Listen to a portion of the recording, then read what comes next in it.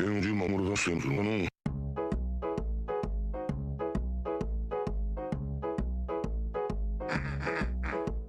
Just till a rich party lily pong and circus floor. You nearly closed your slow near. Saw company in your mama's floor. Just till a rich party lily pong and circus floor. You nearly closed your slow near. Saw company in your mama's floor.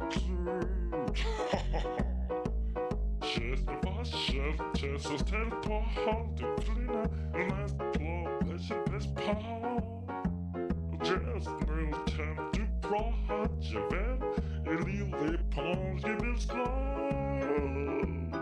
Just med blå mit blod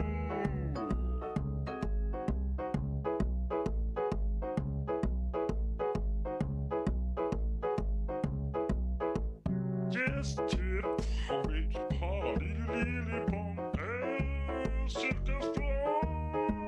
You nearly closed your slow near.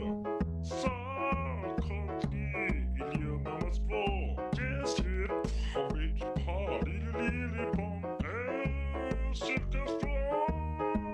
You nearly closed your slow near. Saw company in your mama's floor. Chest og tæt på holdet flinder Last på SMP's power Just no time to prøve je ven Et liv det påske vil slå Just med blå mit blod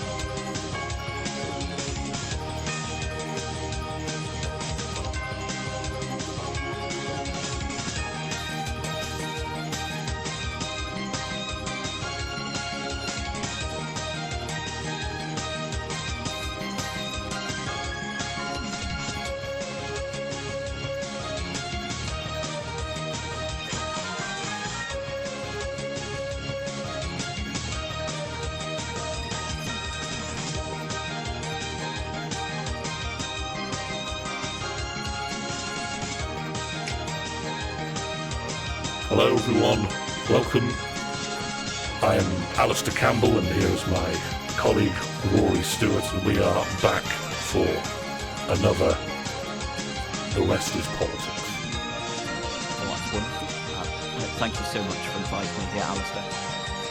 I love to see new faces in the political landscape and see our democracy grow from strength to strength. And of course, with a general election looming, we have tried our very best to get new platforms for this podcast to make sure more and more people know about what real politicians, jobbing politicians, have experienced and are able to give in terms of insights about this upcoming, honestly, I think quite a historical election. Absolutely, and it's been I don't think it's been as exciting a contest since Gladiators went off the air, and you're always wondering what's Wolf going to do, and very much in the same sense, Keir Starmer is the wolf in the room. Rishi Sunak is at least one to two of the three pigs, and then potentially, maybe Boris is the third pig who lives in a house made entirely of straw. Yes, and it does make you wonder, are they all going to survive at the end of this? As I like to say, there's no gold at the end of the rainbow. There's simply hard graft, hard politics. And I'm afraid, and I know young people don't want to hear this these days, but extremely difficult decisions. They hate listening to me. All my daughters and my sons, who are all famous comedians, none of them will listen to me now. Absolutely, and it's entirely on their own merit that they've chosen not to listen to you. They've came to that decision themselves with absolutely no influence, and it's in a lot of senses, breaking free of that parental control is a huge achievement that we should applaud them for. I just saw, incidentally, I saw in the chat that someone did do !MP. And I just wanted to make it clear that I did spend some time with my constituents, and I did listen to their concerns in a very frank and forthright way. But I'm no longer an MP. Instead, I mainly just paint Warhammer now. Just a small piece of admin I need to take into account here. We have received a raid from one of my constituents. A good peep has just sent some concerned voters into what I believe is called a channel, and they are now chatting above me. And I want to say thank you so much. And as my daughter would say, I'm going to shout you out now, a good peep. Yes, and these are incels, correct? Wall-to-wall incels, and please forgive me if I've got any of this wrong. If any of you are volcels, please message me straight away, and I will get that rectified in the minutes, in the notes. But no, I do believe they are incels. And from what I remember, it's got nothing to do with incarceration, and it has everything to do with sharing JPEGs of frogs. And of course, my wife Clarissa and we do have a pond in our garden, and we do love to see the frogs. But in terms of sort of engaging them in some sort of amorous encounter, that's beyond the pale. I think you may have your wires crossed here. No, these guys are all incarcerated celiacs. No, they were having too much gluten. It was making them very ill, and we had to throw them in prison for their own benefit. Straight jackets on all of them. Oh man! And so they were hunting down sort of glutinous products. Is that what you're saying, Alistair? Yes, they were digging underneath and arriving into the cellars of bakeries. Yes, they'd become mole-like.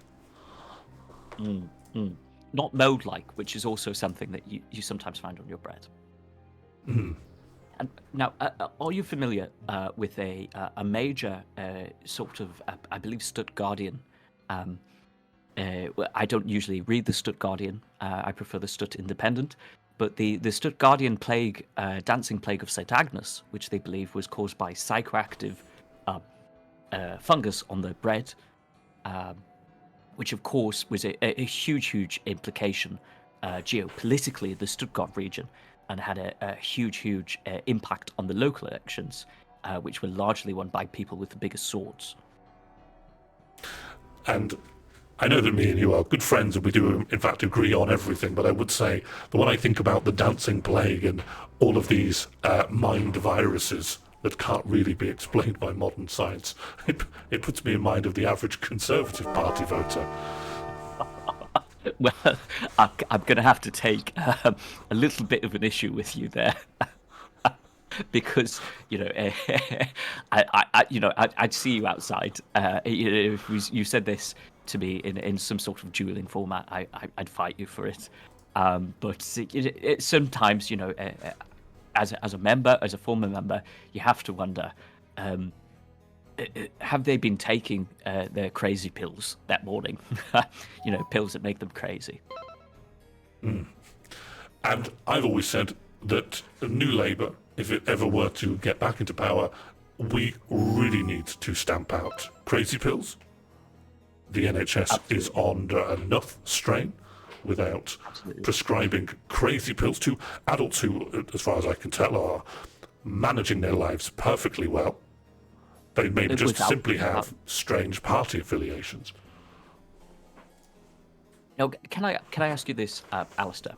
And it's an issue that I think has really affected a lot of the Dunes of Arrakis, and it's what's your stance on the spice trade, the spice melange, and is it something that we should allow to flow, or is it something that maybe we should be curtailing because of the psychoactive effects of it, very similar to the crazy pills that are being prescribed? How do you feel about that? And indeed the sandworms and the ecology therein. Well, I'm so glad you've asked this, actually, because I believe this is one of the historical questions of the hour, of the day, and maybe of this general election. Now, I remember when I myself was in university, I could not see one way or the other why people were supporting the Harkonnens. And Absolutely. I considered myself an ally almost entirely of the Fremen. I thought the Fremen have done nothing wrong here. They just want to live on their land and not have the Harkonnens, stir up the Shai-Hulud and worry everyone. But of course, I grew up a little bit. Of course, I met Tony, and we realised there was, in fact, a third way, where, of course, the spice continues to flow. The navigators get what they need. The Harkonnens, of course, you can't get rid of the Harkonnen family. They're one of the great families of the Galactic Empire. Okay, I'm going to have to step away for just 1 second, and I'll come back. But I just want to say that, in introducing the Atreides, I think would be a step too far at this stage. And I'm just going to be back in 1 second. Absolutely. Not a problem. And to our viewers who are watching, I do want to say that I have got my hands on some of the New Labour Party apparatus,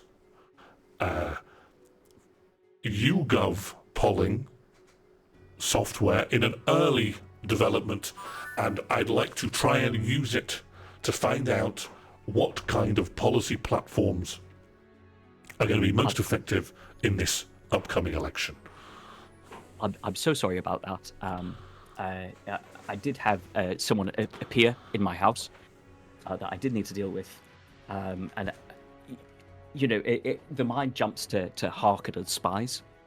But I spent some time in Singapore, and we're really not piloting tiny insect-sized drones as much as you would imagine you are. No, my son the other day just said he had a hunter-seeker installed in his wall that tried to pierce him through the gullet. But of course, he has a beautiful decorated Sheffield Sterling steel spoon, and he just twanged it once, and it was utterly destroyed. That's remarkable. And you trained him in force field combat yourself, you were saying the other day. Yes, and the kids, they don't want to learn force field combat because they're saying people aren't going to strike me anymore with a long distance laser rifle in the first place. It's all knives, or they hack your smartphone, and they say if someone hacks my smartphone, then a protective personal shield isn't going to do anything. And it's all done for them. It's all done for them. And, and these children, they want to move with rhythm. And we tell them, there's a consequence to this sort of behaviour, and they just don't want to hear it. I was just telling people that we have this new YouGov poll-taking software that's going to help us triangulate the pinpoint apex policies for this upcoming general election. And you're something of a specialist in polls, aren't you, Alistair? Having created a few of your own in your own time, and dare I say, masterfully manipulating to the detriment of my own former party. But you have to tip your hat. You have to tip your hat and say, "Well done, a good game." Good luck, have fun at the beginning of an election, and then good game, GG at the end of an election. Yes, and at the end you just simply type out GG no re, which means GG but no response. Don't talk to me any further. And of course, both parties are looking for the big dub at this point. Any politician, no matter what they say, they're looking for the dub, and of course, a serious L could cost them their job and their reputation. And years worth of policy that they've been working on, and it's the saddest thing to see. A lot of the policies, they're a lot like cosmetics, in that they make you look good, but without them, you're naked. And I believe you were working on something that would let us sort of visualize some of the strengths, some of the strongest policies in this upcoming election, but also I would say some of the weak source policies, some of the policies that maybe a noob or maybe some sort of feeble gamer might be using. I'm talking about Rod of Atos Ricky. I'm talking about Aji Boo Boo, that sort of thing. And of course, any political party that's trying to enter into the current discourse, they have a lot of policy platforms to choose from, and so you will have their upper leadership saying where we drop in, boys. But no matter where you drop on the political map, the Overton window will close. And, excuse me, we do have a welcome there. Sean Morley at Birmingham New Street. This is an example of the bear which comes into the chat. Station that England deserves, forbidden love. Is that what this is? I have no idea what's happening. It's expressing its opinion in a sort of now. If anything, that's the core of this democracy. And what does it mean? What's actually happening? I think it's quite early to be assuming, what any of this means.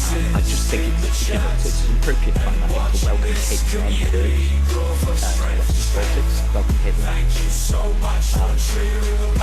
It'd be nice to see, a bit of respectful discourse about the function of bears in politics.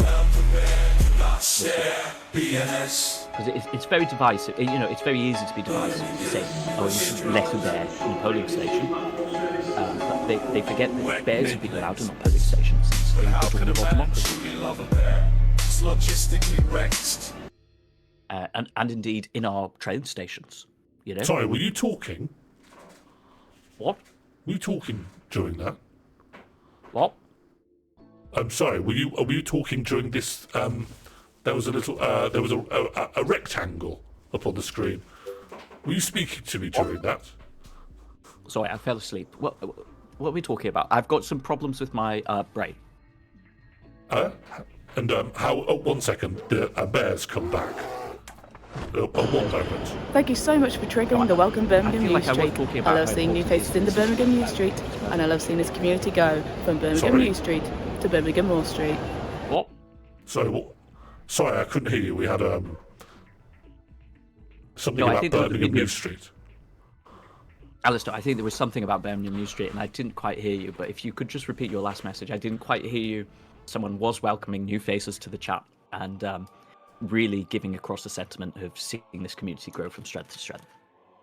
Okay, should we take a poll on Birmingham News Street? See if that's going to be an important vector of a policy. Absolutely, and I feel like it's going to make a huge impact on Birmingham and indeed the streets around it. Okay, well, if people want to put exclamation mark yes in the chat if they like Birmingham New Street, and exclamation mark no in the chat if they don't, and then we'll be able to take it from there. Absolutely no problem. Now, quite often, we live in a little bit of witty badinage where, we're playing back and forth with this conceptual ping pong ball. And, it falls to me to advocate, in a certain sense, for the devil. At the very least for some sort of villain. And so I feel like it's upon myself to say that Birmingham New Street isn't that new. It's been there for quite a while, and it's potentially dismissive of newer streets in the area who deserve that sort of attention for being new and a street. And it feels painful, really, to see these smaller, newer streets pushed out by Birmingham New Street. And are there any actual new streets you want to put forward for this respect? Ed Davey Street, for one. That's a 2-meter long piece of tarmac that Ed Davey himself put down. He didn't mean to. It's actually something his doctor's looking at. But it's certainly a lot newer than Birmingham New Street. And in that sense, it's a lot more truthful. And at the end of the day, it's that clear communication with the electorate that matters. Oh, speaking of clear communication, we're just about to receive another Så mycket för welcome att du back. aktiverade välkomstbjörnen. Jag gillar att se nytt folk i chatten och jag gillar att se den här gemenskapen gå från styrka till styrka. The arts. Thank you so much for triggering the welcome back. I love seeing new faces in the chat. I love seeing There's this another community there's another go from bout, strength and to it really strength. feels like we're in some sort of feudal castle here. Yes, and in what respect does a there's surfeit live- of bears remind you of that? There's live animals, and they're flying, and they are being launched by a trebuchet, which was something of an innovation in the 12th century. But it's something that I feel like potentially could be utilized in the Ukraine conflict, perhaps to send across the Ukraine-Russia border some pamphlets, or maybe a strongly worded letter to say, stop that. I've had enough, that sort of thing. Well, we have the results of our first opinion polling. Birmingham New Street has scored 58. That's a solid mandate from the electorate. They say Birmingham New Street means Birmingham New Street, 58 to 42. Just get on with it. And in some senses, they're right to. In other senses, I'd like to hold my hands up and say, oh, what about the other side? Football's a game of two halves. Why can't politics be a game of two sides? Well, I think between us, we've managed to ensure that it is only a game of two sides. And I, for one, am very grateful. Now, I wonder if you'd be interested in taking part in a little bit of a friendly wager on this, because... Alistair, you're a cod. A cod? You're a cod. Alistair, you're a cod. And I'm A cod? I see your wager, A fish? and I raise it. Well, you're always swimming along. It's true, yeah. I never stop. My father used to call me the swordfish. Fish! because I had a knitting needle strapped to my head. Now, that was the sort of communication you get from that generation. You know, they weren't very good at showing their emotions, but they would strap a knitting needle to your forehead and call you a swordfish. And you know, I think in their way, that's their way of saying, "I love you." it's true. It's true. You know, I feel like the previous generation has been vilified. Yes, they'd lock you in the toilet if you cried when your dog died, but they would give you an insulting nickname that would stick with you for 30 years. So, who's to say if it was good or bad? Well, it's, you know, certainly not us or the capybara on our desk. Now, the wager I had in mind was to suggest if I were to put either a policy proposal or simply an idea in front of you, would you be able to tell me, would you trust your own political instincts and acumen to be able to predict if it would rank higher or lower than Birmingham New Street? Well, you know, Birmingham New Street means a lot of things to a lot of people, and so higher and lower mean a lot of things to a lot of people. But what I would say to you is, bring it on, you red pansy. You know, I'll see you at dawn. That sort of thing. Well, you could see me. Well, you could see me right now if you like. It's a figure of I'm speech. right here. It's a figure of speech, Alistair. Do you want to and we don't fight? need- Do you want to fight me? Alistair, I don't want to talk about, you know, the time I spent in Singapore, but I just want to say that I worked with a certain service of the British Special Intelligence Agencies, so you've got no idea what I'm capable of. You know, I may or may not, I won't confirm this, I may or may not have access to hidden MI6 techniques in Brazilian Jiu-Jitsu, or indeed Aikido. Well, we'll find out this. I'm going to put forward a policy platform, and you can tell me if it would score higher or lower with the British electorate than Birmingham New Street. And of course, we have a wonderful sample size right here, containing every little bit of demographic data you possibly want. There's tall people, short people, some smart crucial. people, some idiots in there, and that's everyone really. I mean, you've described several dichotomies, you know, back to back. So really, you know, it's two halves.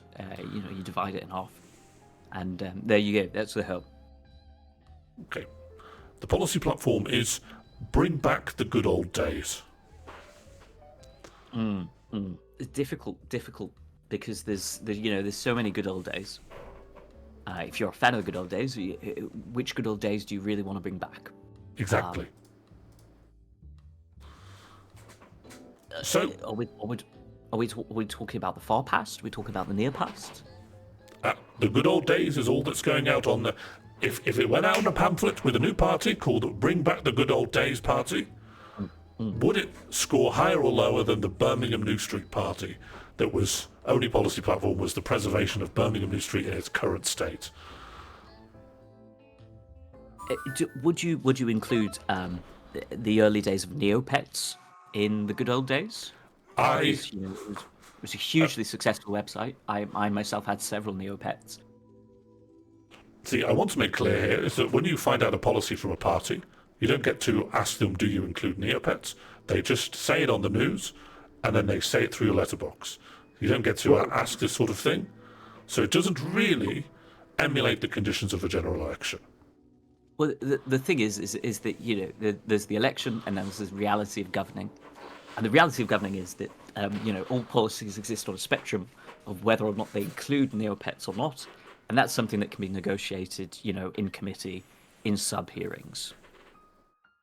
And of course, the reality of it is, once you're in, it can mean whatever you need to. It can mean whatever you need to at that moment. I suspect the good old days will poll significantly higher than Birmingham New Street, just off the basis of small JPEGs of animals. fictional or not. I think it's a strong ask to the electorate. They love animals, they love JPEGs. And several sets of polling data suggested that JPEGs are one of the images that people look at online. Okay, so Rory's prediction has been put into the graph as greater than 58. And of course, I, ever the contrarian, of course, I'm going to say that it's going to have a less than 58. This is Al's prediction, less than 58. Now, of course, the only way to know is to, of course, run the experiment. This... Absolutely. So if a political party came to you, this is to you, the viewers, if a political party came up to you and said they want to bring back the good old days, would you say exclamation mark yes or exclamation mark no? I'm really excited to see the data come in.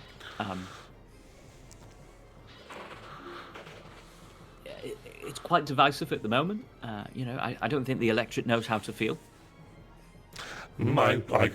I have to say, again, I don't mean to contradict you, but I do need to, as your friend, as your colleague and your friend and fellow podcaster, you are quite wrong here. Consensus is clearly formed. Well, we have to wait. There's at least 96 seconds left, and it's, bigger swings have happened. 1997, 1998, 1999. I'm talking about, of course, all the times I went to the park to go on the swings. And I had a wonderful time there. And would you say that's your favourite piece of play equipment? Oh no, absolutely not. I would say the slide is. Sometimes when I look at the approval ratings, on a graph, I like to imagine the current leader of the Houses of Parliament sliding down or up the slide and saying something like, we, or, haha. And that's just a little bit of fun I like to have. Now, do you think Tony would have said we? Or do you think he would have been a wahoo sort of a joke guy? Now, this is a story I quite like to tell, because Tony was a funny little guy in this respect. He was tremendously interested in... I was just going to say, everyone in Parliament agreed he was a funny little guy. That's all we would say, That's everyone's lasting memory of him. I think just such an extraordinarily but odd, quite an odd little guy. Now he had a penchant for diving really deep into a ball pit ball and holding his breath until he passed out.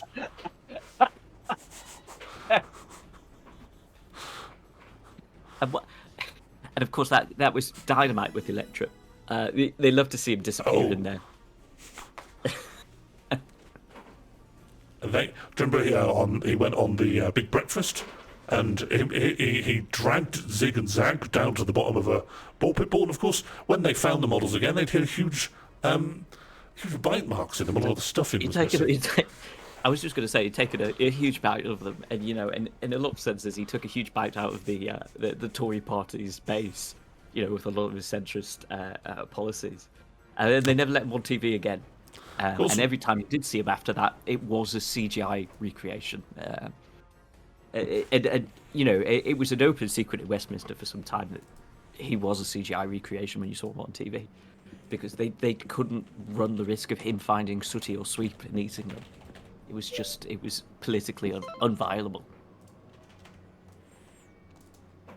And of course, that's why they called him Tony Chomper, which of course we tried to keep out of the newspapers, but they did eventually find it and run with it. I'm afraid... Oh no! Has the data come in? The data, I'm afraid, is in. You are extremely wide of the mark. This puts me 1 point ahead, I'm afraid, this evening. But I just want to say that's it's a difference of opinion in terms of where the points are.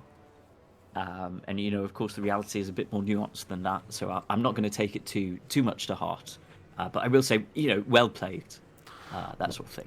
More than happy to cordially disagree, because of course the numbers simply aren't there. I understand you're a respectable man, you have values, and you have a degree in history, but the numbers simply aren't there on this occasion. And Alistair, I couldn't agree with you more that we are disagreeing on the numbers here, and and I think despite our differences, we agree very much that we do disagree on those numbers. Yes, me and you, we're not the same. You're different to me. No. I'm over here and you're over there. However, we're very good friends and we agree quite a lot. Yes, for example, sometimes I might wear a hat. That's something I might do, and that's something that makes us different. And I see you've put on an extraordinarily small hat just now. What do you mean? What do you mean by this? I can just see on the top of your hairs, you have placed a remarkably tiny, very colourful child's hat. Yeah. Absolutely. I wouldn't say it's a particularly small hat. If you were, for example, a pixie or a fairy, or one of the wee folk, this would be a reasonable hat. And it just so happens to be it's a hat that I own. But you're drawing a conclusion here from the data of my head and the size of my hat, which I just don't feel is supported. Maybe it's a reasonable hat, and I've got a big head. It's all about perspective. I think you're evading here. I have to say, as someone who's done a lot of PR work here, I think absolutely. I think the way you're dealing with this is absolutely remarkable. It's admirable, but of course, you can't bullshit me. That hat would barely fit on my thumb. So I would say that straight down the line, that is a small hat. Well, I've often tried to bullshit you, and you sort of won't take it. But it's God loves a trier, and here I am, and we're just going to have to disagree on that. Now, you will have a chance to get those points back if you want to put to me a policy platform or concept. I'm pretty confident I can work out precisely where it would live in the numerical value list we have collected above. Absolutely. So I've been to some of my think tanks, some of the Fleet Street think tanks, and I've got a series of policies that, I think really could split the electorate in a meaningful way. And the first of which is you can't sing nursery rhymes anymore because they're too racist. I'm sorry, and is this a policy that you would put through to ban them? In the sense that no, the policy is just that you can't sing nursery rhymes anymore. I think that's the key part of it. You're not allowed to say them. So you would just to try and inject a little bit of clarity here, you're saying that the policy that your party, hypothetically, of course, this is all a hypothetical scenario, is I'm something of a Ronin at the moment. And so yes, you can't sing nursery rhymes anymore. But it's not. The policy isn't that you can't sing nursery rhymes anymore. That's in quotation marks, and it's just saying that people are saying that you can't sing nursery rhymes anymore, and it's a general reaction to that. And then that's packaged up as a party policy platform. Absolutely. And I'd go out with that. I'd go out with that to the polls, and I'd go out with that on the doorsteps, and and really listen to my constituents. And I think they'd have a lot to say about it.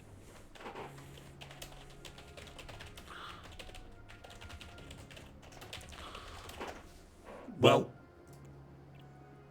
my prediction for this is that it's going to poll even lower than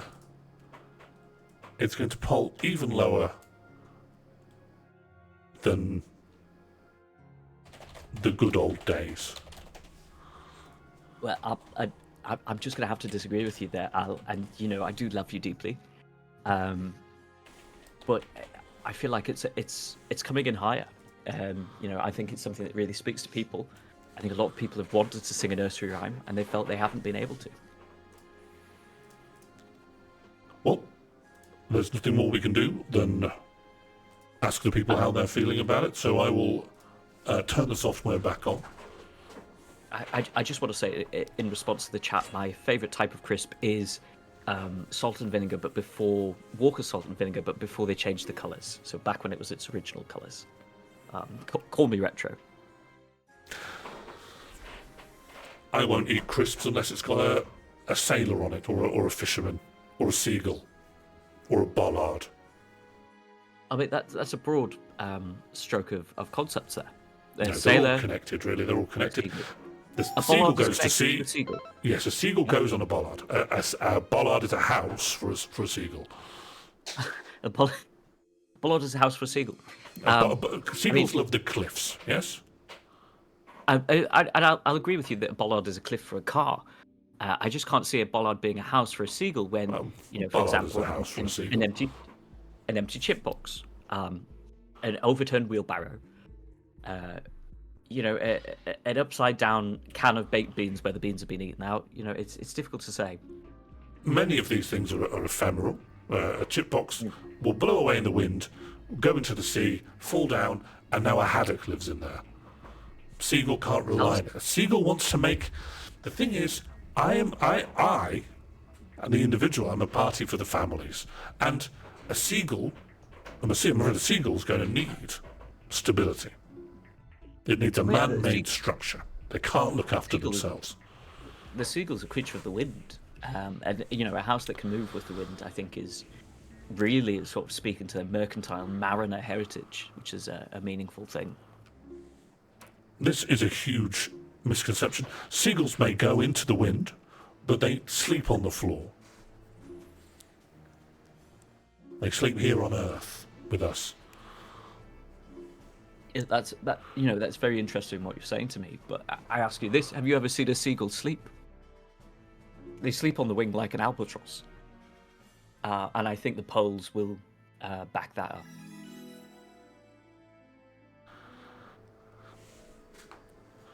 Well, it is with great regret I have to acknowledge that you have won here. Let's go, gamers! Absolute PogChamp in the chat for big dubs. This has come in with a whopping 105, almost twice that of Birmingham New Street. And of course, that has earned you your first point of the game. Absolutely. And poggers, poggers in the chat. I've seen a couple of poggers come in there, and it's lovely to see my community of constituents speaking about PogChamp. I do want to warn you, as a friend and of course a colleague, that of course, and we are you're best making friends. so much of a song and dance about your first dub. You are coming across as something of a try-hard. Well, I would say that, success breeds success, and, we want to celebrate the positives and minimize the negatives. And I would think as a media man yourself, you'd understand that. And I think, I started out with 2 weak policy guesses, but I'd like to continue as I started with this round, with just success on success, and just stamping your political face into the dirt. With the utmost balance and friendship and respect. Yeah. I am going to lamp you, but I want you to know. Of course. And that's reasonable. Course. In your shoes, I'd lamp me too. Yes. As soon as we're out here, I'm going to wait until there has to be a time when you've left the building, but you've not yet come to your car, and then I'm going to bring my wrist down upon your nose until I can smell the iron of your blood. But of course, we are both friends, and I will expect you in the studio again tomorrow. And I was going to advise you to potentially get to me before I get to my car, before I draw out my katana and use it to separate your head from the body politic, as it were. But of course, I want to just say again, most of the time, we are best friends.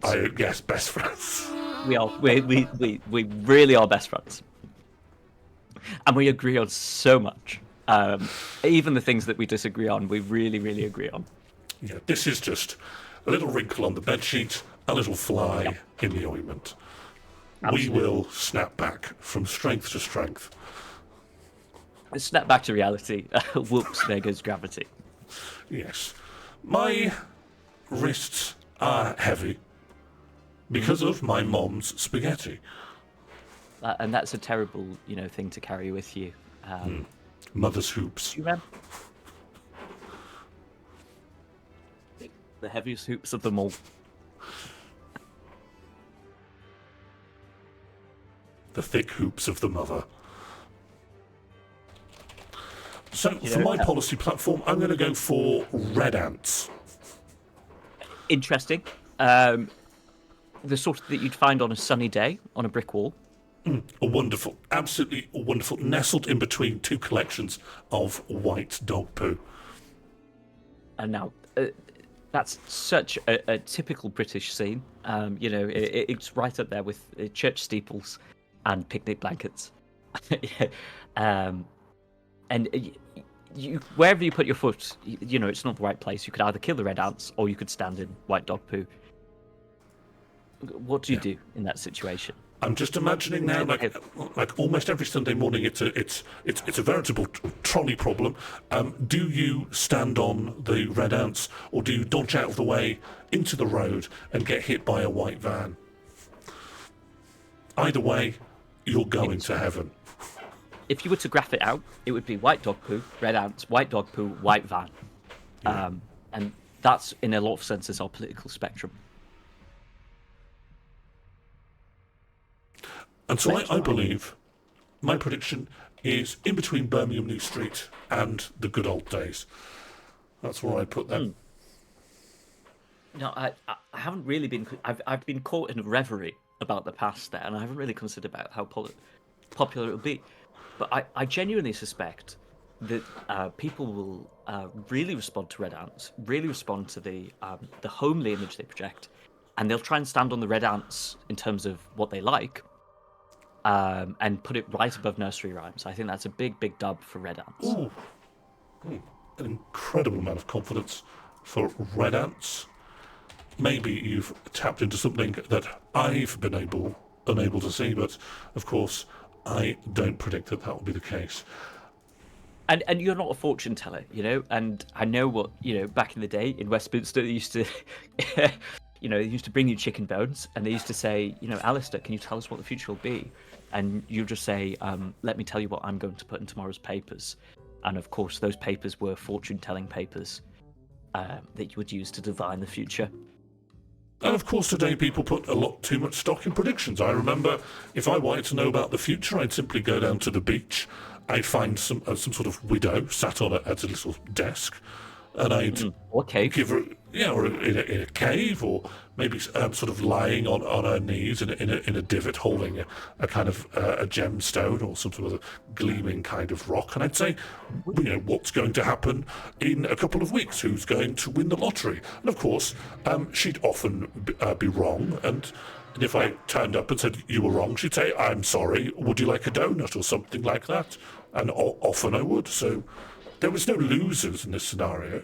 I've bought a donut. And that whole story comes round in a loop, very much like a donut. And sometimes you drink coffee, and that's a popular drink. It's a popular drink, is it? It's a popular drink. Several people I know have drank it. If I could tell you one thing, I think if we were to put coffee into this list, it would come above saving up to buy a house, I think. Well, and they don't deserve to. I am surprised, a little bit surprised by the early results for the red ants, and I would just like to remind people that they do have a lot of little legs, and they do like to work together. And I don't think people are really thinking about how little their legs are and how much they like to work together. And that's the story of our great democracy. Now, of course, this is just going to show the way that politics has gone.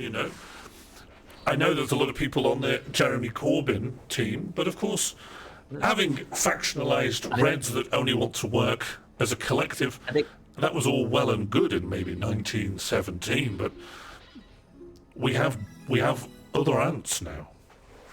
Absolutely, and that's why they called him Daddy Longlegs, because he wanted the big legs of the government, getting into private enterprise, getting in the way of perhaps collecting up a dead fly, a stick insect, a slice of pepperoni, or indeed a stick of pepperami, and carrying it in a team-based fashion back to your nest. Well, I hate to do this to you, especially given that I'm going to maim you physically after the recording, but I have picked up another point here. I was right on the money here with red ants. That's heartbreaking. I just want to say that, I have activated my stand. So bring up, with all agreement and all common ground. I will defeat you. In a very sort of agreeable sense, in that we both agree that you are, in many ways defeated. You may defeat my body, of course, and I maybe haven't shared this for you, I have been told. My wife doesn't like me telling people, but my soul has actually become disembodied from my form. So this would regenerate endlessly unless you actually find my core, my car, which lives... well, I'm not going to tell you. And that, I'll give you a clue. Cornwall. Of course, finding the car of your enemies is one of the the major problems to getting on the housing ladder for today's generation. And my sympathies go out, but I'm simply built different. This is the problem. The younger generation. Yep. They hate their parents. They want their parents to die so they can get their house or whatever. But of course, the older generation, being more or less the biggest grafters in human history, they've become borderline immortal. So it's simply not going to happen. So they have to find an alternate route. And the younger generation, they went to university. They're supposed to skill up and learn Kaioken, or Kaioken times 4, or indeed say Super Saiyan if they got the funding for it, or Super Saiyan times 4. But they're not. And, it's the older generation that you're seeing going around with a visible aura. And, of course, their hair is gigantic and glowing and golden. And they, perhaps the older generation is the only generation that's willing to fight off Lord Frieza. Yeah, and they have the key reserves for it. You see these kids here, they go Kaioken times 4. They're not well enough to go into work the next day. So yes, they may have won the fight. Maybe they fought Cell, but then Cell has eaten a few more people. Cell has eaten Android 18, and now he's back to normal again. So it was all for nothing in the end. If you can't plan ahead. And I think you hit upon something really key there, Alistair, which is the growing conflict on planet Namek. As Lord Frieza moves in, as the threat from Cell comes in, and indeed, they're talking about Majin Buu moving into the region, perhaps beginning his evil attacks. And, we're all looking for a leader who's a little bit like Goku, a little bit like Vegeta when needs be. And I think what the electorate needs to do is they need to find that leader and send them their energy in a spirit bomb of electoral power. See, I think this is what the student protest movement all gets wrong. They go, Lord Frieza. They say, we don't respect his lordship. I never voted for him. And Lord Frieza has no claim over Namek. Namek belongs to the Namekians. And I have this conversation with my daughter all the time. I have to say, it's extraordinarily more complicated than that, actually. And the thing is, Lord Frieza could destroy an entire planet with just a little energy beam. So it's way more complicated. All respect to Grace, but she's out there. She thinks that a destructo disc will solve all of her problems. But it's just not the case. At best, you can cut off Lord Frieza's tail, but you'll just go back. It's short-termism. It's short-termism, top to bottom. Top to bottom. At the top, it's short-termism, and at the bottom, you'll find more of the same. Yeah, and it's very much the same, top to bottom. Is it my turn for a policy? Oh yes. If this is your chance to get back into a state of draw. Absolutely. Well, I disagree with you. Thank you, Domita. I think Domita's speaking on behalf of a lot of people here, where there's not a magical wish dragon for all of your problems. But this is Domita. That's what government. Government steps in where Shenron can't. Domita, I'm glad you're here, and I'm really glad that you've made this point. But when are you going to talk about the fact that some of these Namekians did in fact throw some of their own key energy at some of Frieza's soldiers. Yes, of course, they were deflected with ease, and then their entire village was destroyed at a key blast. But it doesn't change the fact that some of these Namekians, they're able to channel key themselves. Some of them could fly into the sky, and they were fighting back. So I'm just trying to say it's extraordinarily complicated. And for people who try to simplify it as like, leave the Nameks alone, why they're killing all the Nameks, I think you're being intensely reductive about the whole scenario. You know, Alistair, when I hear people talking about Namek like that, I think, have you just come out of a time chamber? You know, because you're so out of date with sort of what's going on the ground in Namek. And it's an incredibly complicated situation.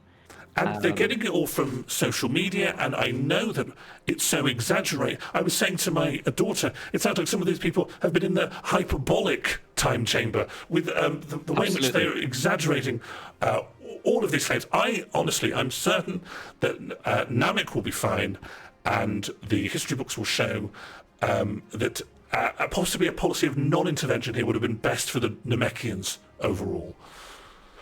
Absolutely, because you can't rely on Goku coming back from the dead every single situation that requires him. So anyway, one of the things I would like to pitch the electorates would be woke bins. You need 7 of them, and they're all the colours of the rainbow now. And I think that's something that really, it's something I've been hearing on the doorstep. It's something that I think really speaks to people. That's woke bins. They're all the colours of the rainbow, and you do need 7 of them.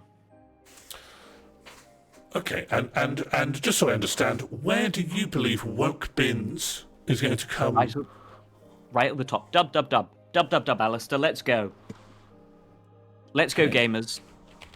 I'm here. I'm hooked. I'm excited. Hey, Frosty, thank you. I just worry about our Senzu Green providers, such as King Kai. Where are they going to develop themselves economically if we allow government to step into the production of Senzu beans? This is what I'm always saying to my daughter. Is that yes? This is what you're always saying. I'm always saying. Let me roll up my roll up my trouser leg, and you can see I have it tattooed on the little flap of skin behind my knee. Because obviously I don't want many people to see it, but I do want it on my body, which is. Yes, we can seize the thing they say beans, about you, Alistair. But what would incentivize the next generation of bean growers to make an even more powerful bean, if not an economic incentive? Alistair, what they used to say about you in Westminster is you wear your heart on your sleeve and you wear your secret heart underneath a flap on your knee. If that's not a metaphor for the life of a politician or someone who works in the political sphere, that you're constantly putting your heart on show, but also hiding your heart behind a mutant flap of skin. Well, I'm saying you represent. Quite literally not a metaphor. In fact, I don't want you to. I'd rather you didn't advertise that. Actually, that's my medical history, and I told you because we're friends. I'm not. You also tell the podcast, and we are friends with all our podcast listeners, except for the ones we disagree with, who we will murder. But in an absolute sense of agreement and understanding. Yes, and after we've murdered them, we will send a letter to your loved ones, to your employer, and say, oh, we did kill them, yes, but we did actually agree on more things. We've got more in common. And of course, it wouldn't be like out of the blue. We would stand on the other side of perhaps a wasteland, and for several episodes we would say, ha, ha, ha, and powering up before we delivered the death blow. And I think it gives the international community a time to respond, as long as for at least several episodes we're just screaming, essentially. Yeah, absolutely. And you can that gives the UN a chance to step in. Yeah. And if at that point nothing else has happened, then we have no choice but to look deep within the wells of rage within ourselves, and I dare say find an additional transformation tier we had previously been unable to access. And all of us, all we're doing is we're standing in the marketplace of ideas, screaming out to develop our new powers. And if that's not politics, I don't want to be involved in it. I once saw Tony Blair's final form. Now that's so interesting. Yeah, it was in the members' bar. Situation? It was in the members' bar. He brought out his final form in the members' bar. I didn't mean to. Well, what would cause him to bring out his final form in the members' He dropped an entire tray of drinks. He dropped it. Do you think it was embarrassment, or do you think, he? It was. He went red as a volcano, turned into this bizarre shape.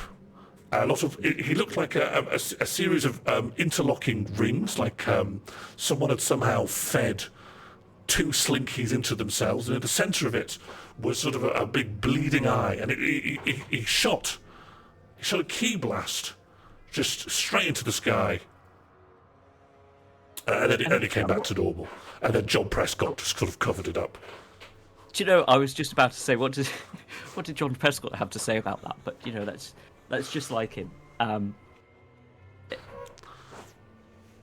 Anyway, let's run the simulation for woke bins. To those just joining us, we're checking the public opinion on woke bins.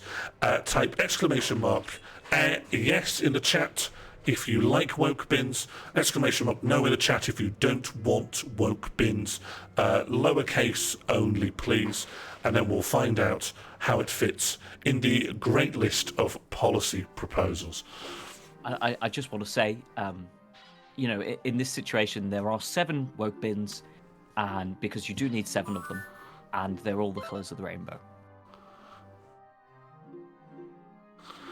I think that's, it's an important thing. It's something I've been hearing on the doorstep a lot.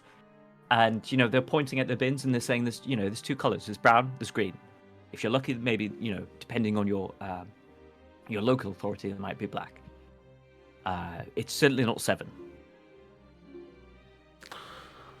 7 deadly bins. It's very droll. Oh, very good, very good. And of course, you might want to remind people as voters who are going, these bins won't actually be deadly, will they? Well, they won't kill, will they? They might be deadly to littering. Yes. In the same way that, if I see a child littering, I will destroy them with a key blast. Yes. Flatten them with your shoe. It's just being a responsible member of, the body politic. If I see a child littering, and this is my advice, if there's a kind of poetic justice to what I do. If I see them littering, let's say they've just downed an entire can of Prime and they've thrown it into a bit of a lay-by, I say, pick it up. I say, boy, pick that up, and then they pick it up, and then I say, eat it. Eat that. Mm. Yum yum. They'd say. Yum yum. If they had any respect, they'd say yum yum in that situation. And they don't. They just start wailing. Yeah.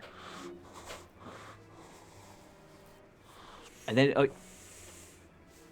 what do you think would happen when if the young people of today did get to eat some aluminium cans?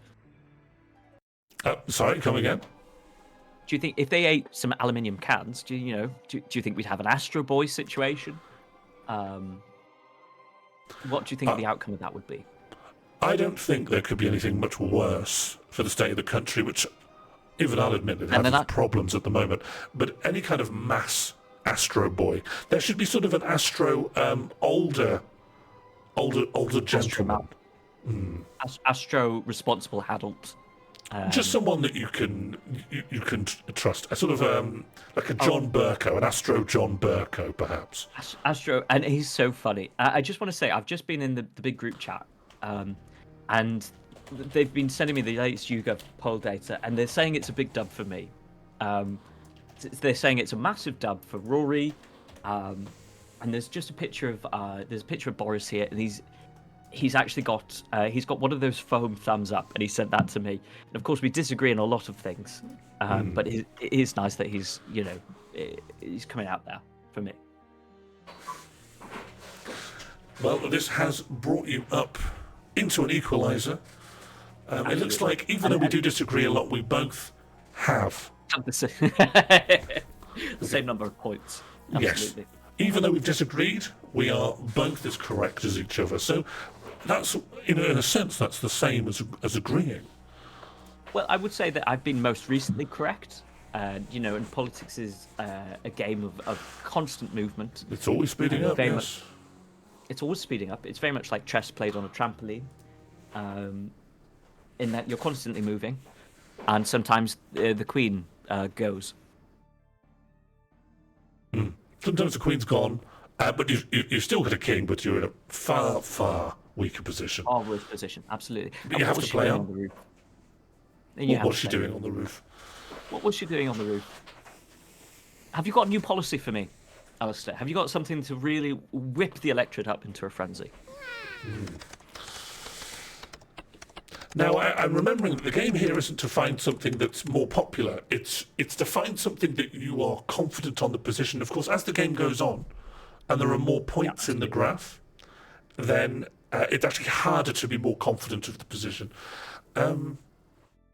It's up and downers, and I think it's easier to say this is the most unpopular thing ever than it is to say this is slightly more popular than Red Ants and slightly less popular than Birmingham New Street. I think that's a nuance that the electorate isn't going to respect. But just saying the bins are woke now, what up, is something that really speaks to people.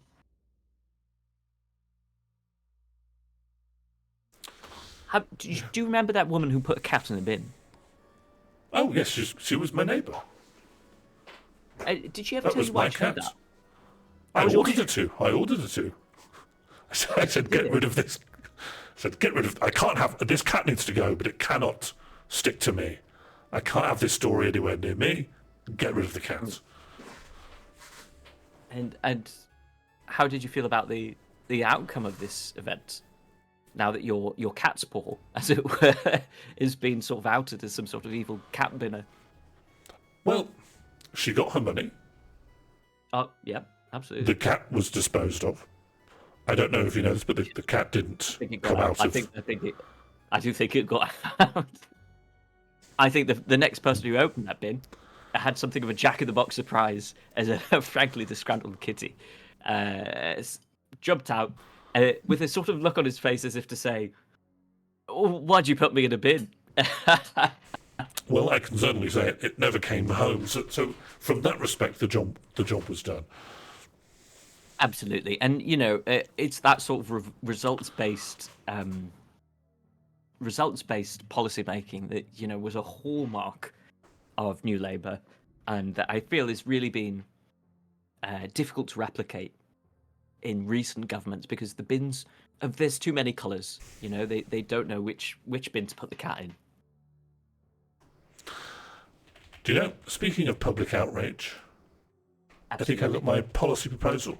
It's screaming. Oh, it's just plain old screaming. Just the right to scream, the ability to scream. I think it would be very, very good to frame oneself and angle oneself as the party of screaming, and it'd be very easy to do that, especially on the doorstep. Absolutely. If you're standing on a doorstep, you'll be screaming. Oh yes, and I think as well, people have a lot of trouble getting the message out. But I think if you were the party of screaming, there'd be no ambiguity. I'm going to say that screaming possibly won't be able to pip woke bins to the very top. I think it'll still do very well. Do you have an instinct on how this will come off? Well, we differ in a lot of our opinions. We do. I hate you. And it's a reciprocated emotion on this side, and despite the fact that we have so much in common, and we are, of course, the best of friends.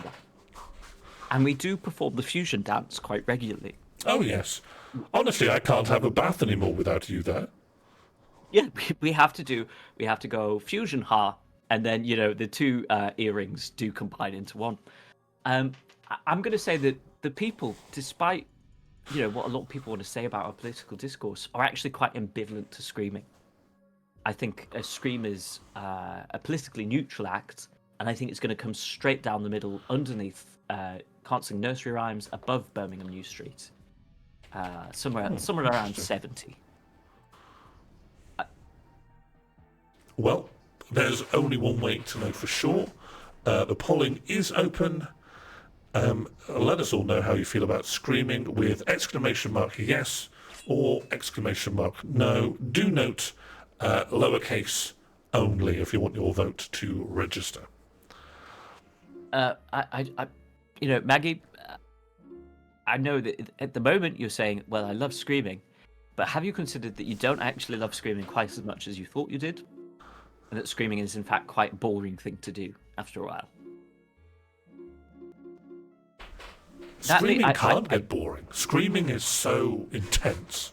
Screaming is if you really are screaming, it is so absorbing.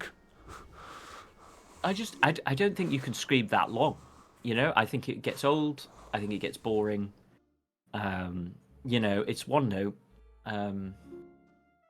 You don't strike me as a man who screams very often. Do you know, I'm worried about releasing my key. I'm worried about releasing my spiritual pressure. The court guards, or the 13 court guards, have requested that I don't release my Bankai in the Soul Society because of the damage it could do. So what am I supposed to do in this position? Have you ever had your key siphoned? My key siphoned? No, I don't. It's not really the sort of thing that I usually go in for. Well, they can do it now. They can do it through the window while you sleep. They can siphon your key from your body into a mystical item, and then they can just sell it. They'll sell it down in Hackney Market. They say, well, you want Alistair Campbell's key? Tenner. A tenner, though, is it, for my soul energy? And what does that do to someone who buys it at Hackney Market? They absorb some of my vital energy. They absorb a little bit, I've been told, of my political acumen. That's with Dominic Cummings. He was buying some of my key. Is that true? Dominic has been buying your key from Hackney Market. And yes. I was wondering what I was seeing him do. And that's so much like Dominic. Look, you said it. You said it right there. He's bought loads. Dom. You always keep in tabs on me. He wants to siphon my key. And we agree with Dom on so many. Oh yeah, I hate him. I absolutely hate him. But we agree on so many things. Step up to me, Dom. I'll show you what for. But we do love you and we do agree with you. Now, I will say I do think this is one where we both got it wrong. Yes, I think you underestimated. It's the proverbial egg on our faces. It's as though one big egg, large enough to hit both of our faces, if you could imagine such a thing, and if you could imagine an egg that big. I mean, that's what you'd call a double yoker, really, and that's what we used to call Tony, the double yoker. Oh yes, he was telling a joke, but he also was birthed by a giant cockatrice. To wage electoral hell, Egg. Did you know that about Tony? That his mum was a cockatrice? Well, he wouldn't bring it up. He was terrified. The Mirror was always threatening to run a story on it about his mother, the cockatrice. Yeah, they always had it prepped. We knew the exact layout and image. Basilisk Blair, they were going to call him. Of course, he inherited very, very. It wasn't that you would. Turn to stone if you looked directly at him, but he would, it would just make your joints quite stiff. Absolutely, and I think we've moved on in terms of discourse, and we're in a place where we can accept that Tony Blair was in fact a basilisk. But at the time in the 90s, going out with that, it would have been political foolishness of the highest degree.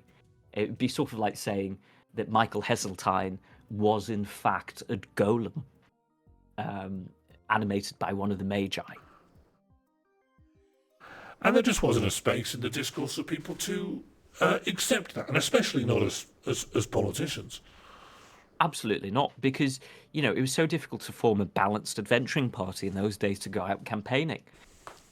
You'd want to go out on campaign, but it'd be 4 damage dealing classes, it'd be 4 rogues, and no one wants to do the actual difficult governing work of prepping your spell slots, of making sure that you're all healed from encounter to encounter with, for example, bigoted women on the doorstep. And I think it's incredible what we have now, where you can just say things like, oh, it's common knowledge now that Tom Watson is a changeling, and it's no longer considered a source of shame to be swapped with a little elf from the crib. No one's really bothered by that now. Where the elves going to get allows kids them and it allows them a breadth of political flexibility, that I think we're all jealous of. From Tom, that really speaks to his Fey upbringing, and it's remarkable. And I remember back in 2005, even, you'd say, "Tommy, why are your fingernails blue?" Absolutely. And he'd why say, "Why are you looking into a scrying pool? That's not something that mortals can access." And Tom would just say, "I've been down to the corner store and I've got some millions. I got some bubblegum flavored millions." Yeah. And we'd accept it in those days, despite the fact that we know that the Coca-Cola flavour is the better flavour. He would just fob us off. He'd say, "Do you want some Tang Fastics?" And of course, I would. So the conversation would move so swiftly on. I wouldn't even remember I was in the presence of a hex. Hey, Frosty. I do want to say that we do try to keep our chat non-partisan, and that minor Tories is in fact something of an insult, but it is a funny one, and we do agree in a lot of senses. Do you see what A Frosty said? We're minor Tories. Oh, he's like the It's very droll. like the son of King Minos. Yeah, King is that what we're Minos, talking exactly. about? King Minos, absolutely, from the island of Brutish boy, just horrible Brutish boy. Yes, but so dreadful little boy. I respect King Minos for keeping him and building him a little run, like a little chicken run. Well, I think that the Duke of Edinburgh never got enough kudos for teaching young people to navigate, because without it, he would never have made it out of the labyrinth. And it was the sort of hands-on skills that are missing in today's youth that was taught to them by the Duke of Edinburgh with his ball of yarn. Yeah, but I also think that when Perseus escaped and then they dropped Archimedes and Icarus in there, that's the kind of policy that I think creates a real brain drain on the society. Because it's one thing to get your best and your brightest, engineers, your Isambard Kingdom Brunels, and say, make me this contraption to hide my son in, so you can sort of gore people. But if it doesn't work, you throw them in there, and then they die. So people would be thinking, well, I won't bother then. I'll just work in Comet. I'll sell a flat screen. And you can see that effect on the economy today. Well, I do think you're underestimating market forces. And I do think that if you do drop enough inventors into a labyrinth, one of them will invent some sort of new exciting labyrinth navigating procedure, and I do think it's time for us to have a little sip. Oh yes, okay. Well, what will you be sipping? I've got myself, and this is a little bit naughty of me, but I do have a cafe latte. I know it's a little late, but you're in Westminster. You've got to make the most of the time you have. No, of course. Have your wonderful little sip. Oh, that's lovely, thank you. And it's actually, I'm going to have a confident glug. Of course. And of course, my son, I don't know if you know my son, the comedian Jimmy Carr, he's really got me onto this stuff. It's called Pre-May. That's interesting. And your son's Jimmy Carr? Yeah, well, don't tell too many people, because people are always saying, oh, you only got on 8 out of 10 cats because of your father, but... Absolutely. It was 7 out of 10 cats before you stepped in. We were completely estranged until a few months ago, so I had no part in it, really. And what about Alan? Alan Campbell? Alan Carr. Well, Is he your son as well? Also my son. Oh, did he give yes. you that? No, that's. This is from Alan and this is from Jimmy, yes. And it's nice to think that they're here with us in a sense, in that the prime bottles that they provided are here. Oh, yes, and they're just outside as well. Can you hear them beeping the horn? What sort of horn are they beeping? Sorry, 1 I second. can hear a beep. Yeah? Sorry, just another shipment. Has little Grace sent this in? Yes, this is from Little Grace. If you are listening, Grace, love you, sweetheart. Thank you so much for my primes. She's done so well, heading straight into, like a high-level Edinburgh venue and, really making the most of that opportunity to talk about her life with you and that really unique perspective that she brings. I couldn't be more proud of her. I think it's and everything she's achieved for herself. Absolutely everything. Well, I think it's very, very brave to have me for a dad. And I remember when she was born. I was saying, "That's so brave what you're doing right now." Absolutely, absolutely, and she gets it from you. And often when we stand across from each other, just allowing our spiritual pressures to intersect and to size up the relative combat power of each other, I often think, that's a very brave thing that you're doing, standing against me, and I can see that in your children. But not James, of course. I do think, he's something of a coward in that he prefers to host a comedy show rather than really doing what he should be doing, which is engaging in a sort of political career. I mean, I'm not the one who is going to tell my children exactly what, the reason, like many fathers, I went to war so that my children wouldn't have to. Of course, I didn't literally go to war. I just created a pretense on which Tony would declare war. But nevertheless, I want them to have every opportunity. In a lot of senses, that was your war. That was your war. In a lot of senses, that was your war. The Iraq War, in many ways, was, for me, almost like a war. Yeah, it was absolutely. The amount of work I had to do, the amount of desk work it involved. I was barely home. Yeah. And I don't think you get enough respect for the fact that, the huge amount of effort that you did put in to make sure that war happened, was in itself a form of service. And I think it's a shame that, you didn't get a medal for it. Yeah. I declared an entire war, and what did I get for it? A cursed ring that I can't take off. Some thanks, that is. And I keep telling you to go down to the Disenchanter. Have they said anything about this ring? Oh, I'm still on the waiting list. As far as I can understand, it is throttling my dexterity stat. But that's just a guesswork because I fell down the stairs.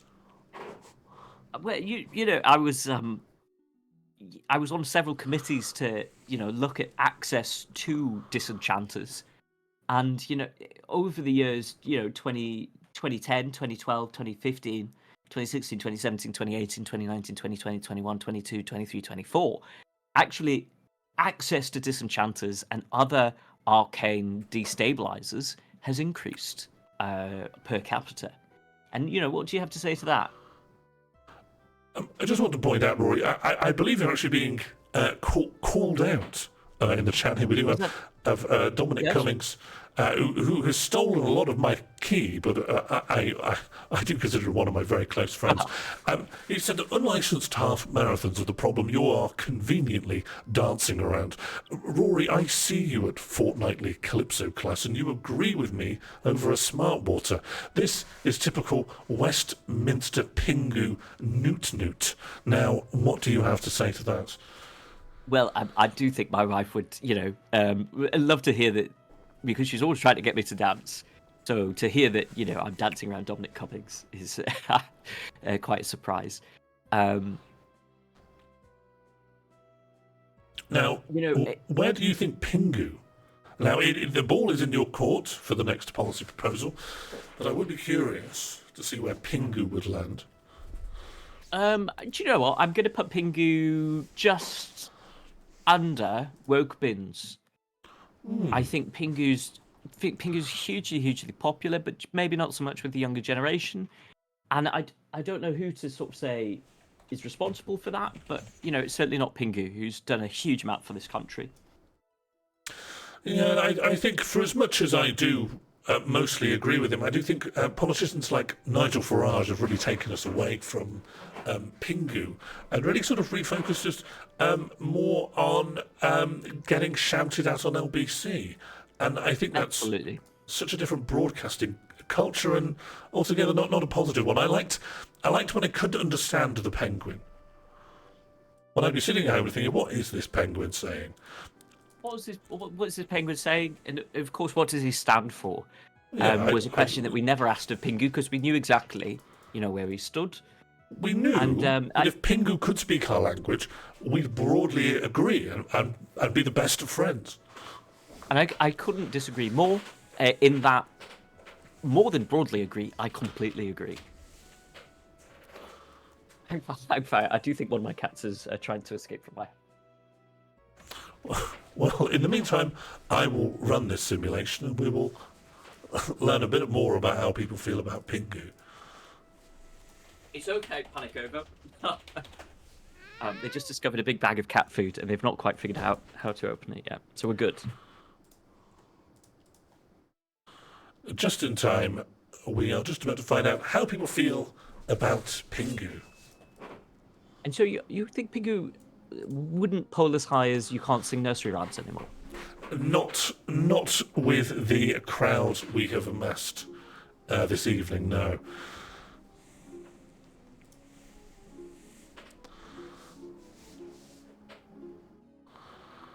I mean, I'm seeing a lot of positive responses, but a lot of them are coming from Josie Russell, who's something of a single-issue voter when it comes to Pingu. Now, for me, I'm a single-issue voter when it comes to Superman comics, in that, I'd love to read one. Well, you would love to read a single issue. I'd love to read the first issue of Superman. I think the oldies are the greats, and then no more. I just want to see him defeat the bad guys, and maybe not. Does he have to grapple with Lex Luthor? Lex Luthor is, in a lot of senses, a job creator. And that's not really something I want to see. It's true. I know that the superhero films are, absolutely roaring it at the moment. My sons are always trying to get me to watch. Who is it? Iron Man. Of course, your son Mad Chris Evans Max.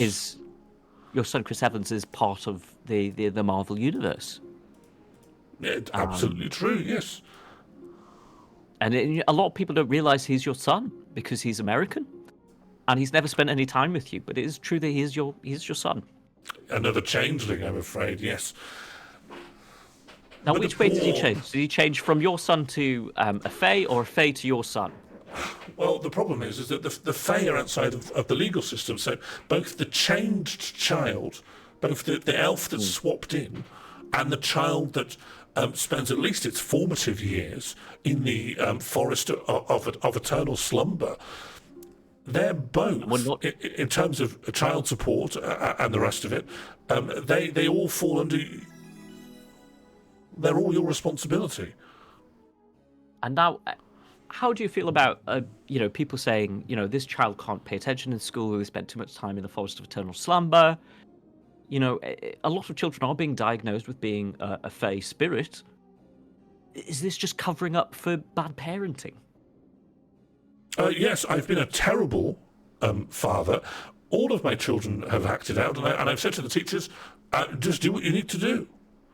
Do what you need to do. If some of them need to, quote unquote, disappear, I'm not going to indict you. These children are annoying. So I want to empower you as much as possible.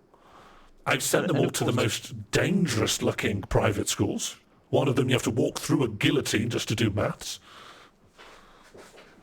And of course, holidays on the island of Minos. Entry into several Incredibly catacombs. expensive. Yep.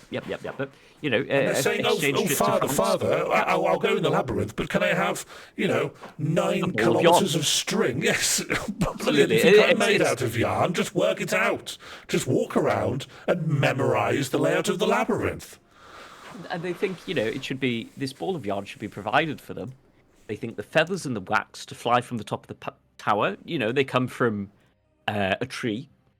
There's not a lot of thought as to the work that, people like yourself, people like Daedalus, have to put in to create these sort of contraptions.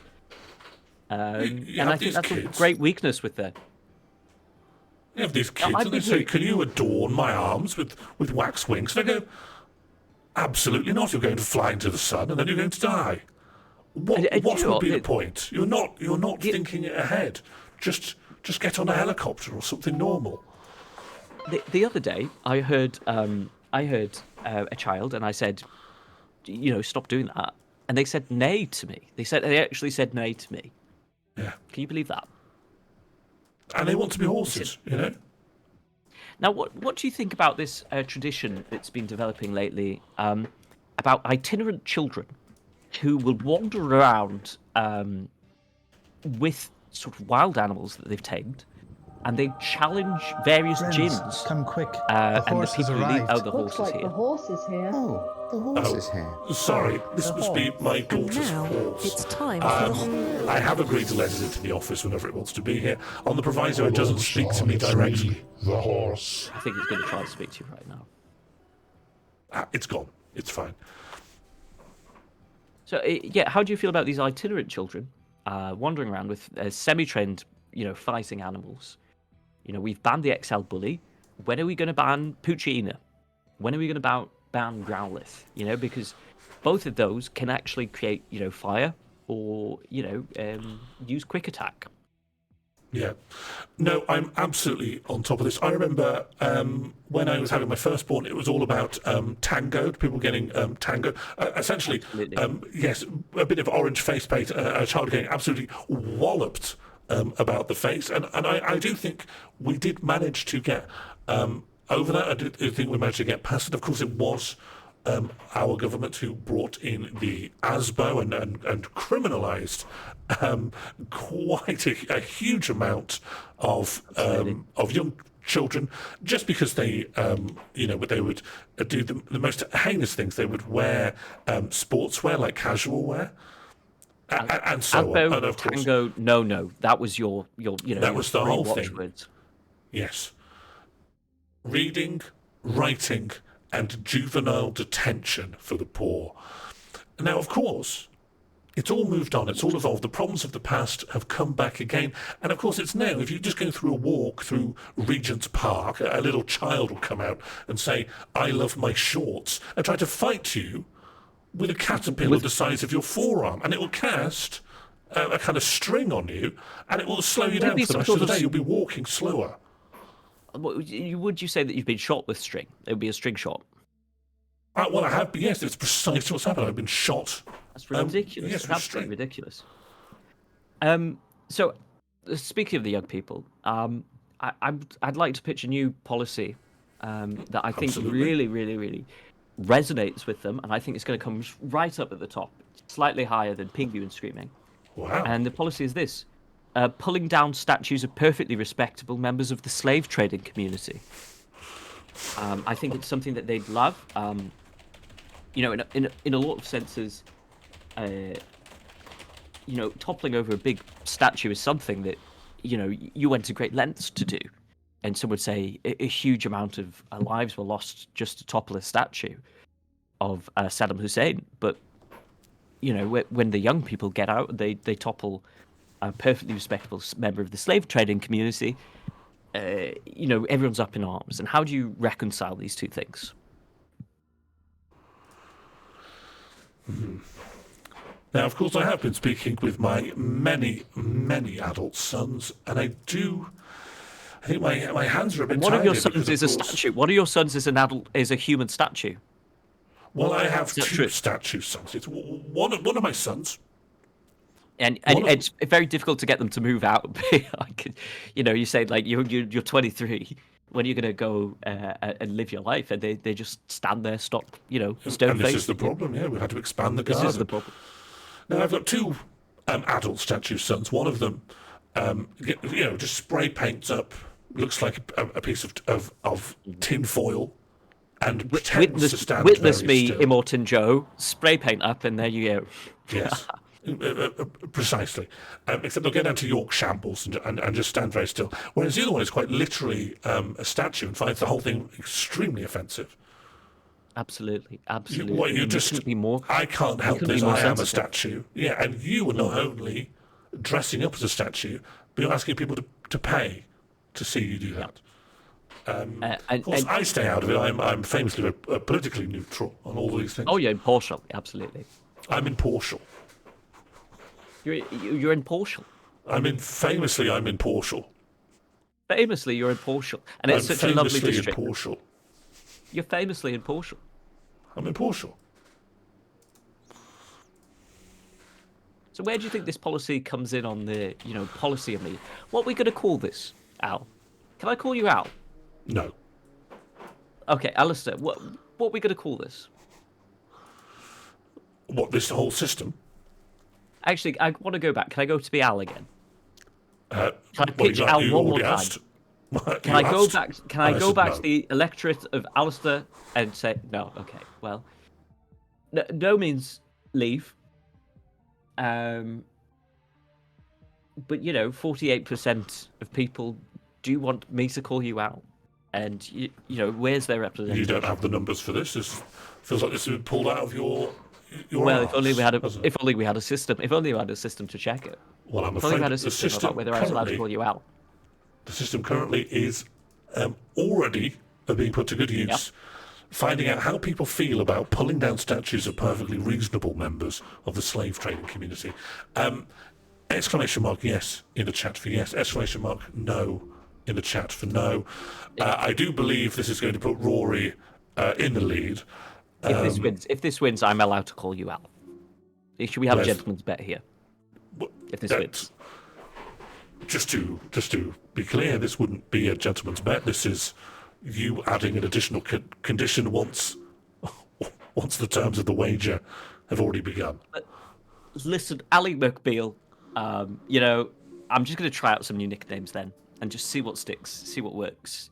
I feel like we've really reached a point in which we've gotten over our natural bloodlust for each other, and maybe we've got some sort of begrudging respect. Something like Vegeta and Goku. And who would be who in this scenario? Oh, I think in a lot of senses, we'd both be Saiyans. We'd both be princes of the Saiyans. Who was that Saiyan from the very beginning of Dragon Ball Z? I could be him, maybe. Oh, a Bardock. Is Bardock the very first one that I think Angus narratively. Gohan? No, it's not Bardock, because Bardock is Goku's dad.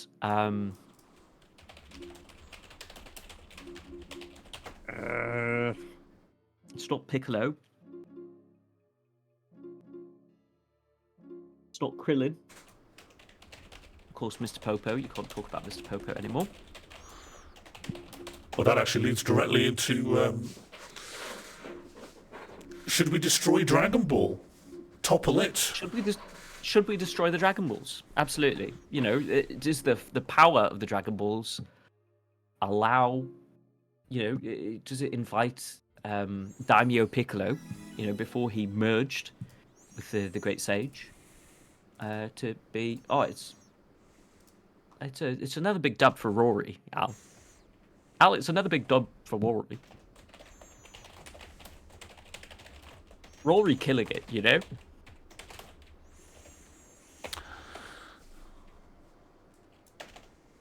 Well, congratulations on. No, yes, I am still here. I'm just not seething. Just choosing not to. No, I'm not choosing anything. I'm overcoming my rage, Absolutely. and I'm putting it towards something positive. So underneath my desk, I'm stamping on some grapes to make some wonderful wine later. So apologies if I wasn't as responsive as I'd like to be. No, it's quite all right. I thought I could hear some whining going on. And of course, we do love each other very much.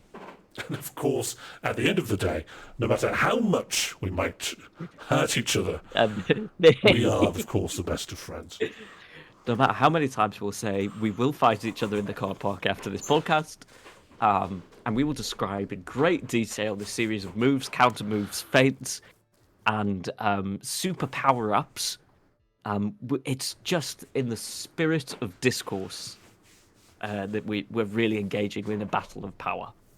And I dare say it's these post-recording Royal Rumbles that is the glue holding this entire production together. Absolutely. You know, John's there, John Prescott. We call him the Fist. You know, they say fear not the man who practices 1,000 punches one time. Fear the politician who punches one man who throws an egg at him several times on camera.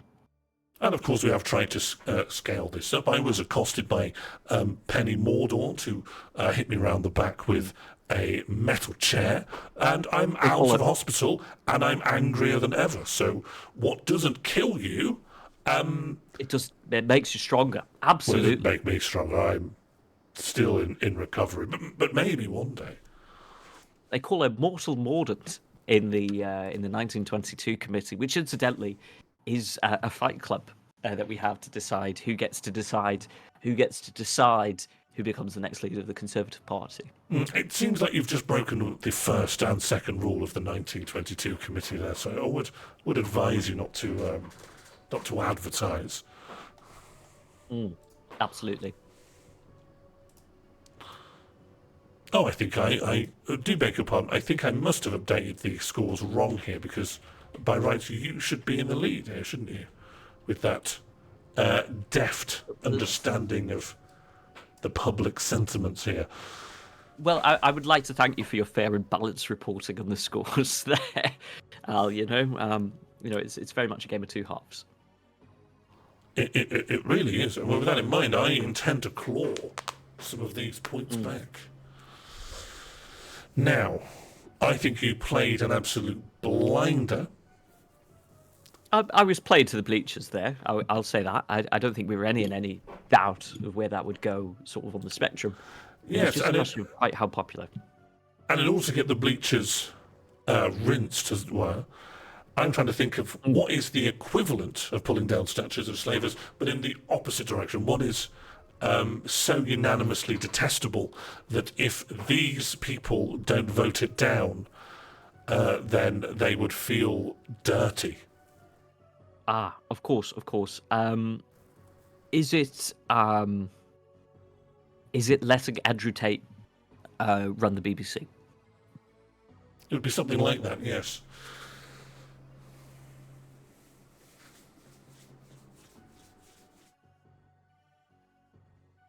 Because he does run the BBC now.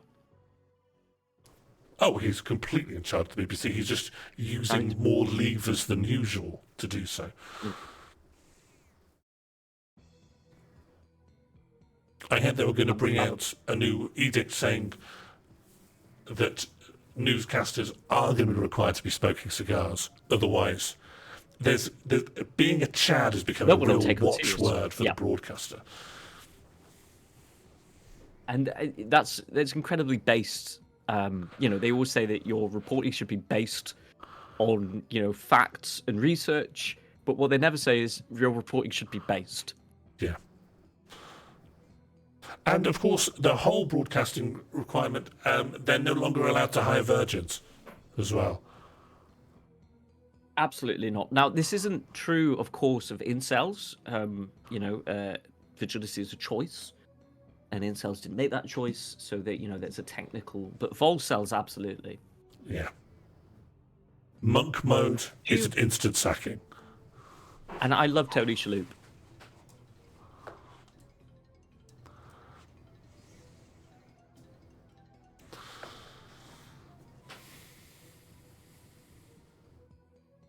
I think I'm going to throw a curveball in here, and go in with Stigmata.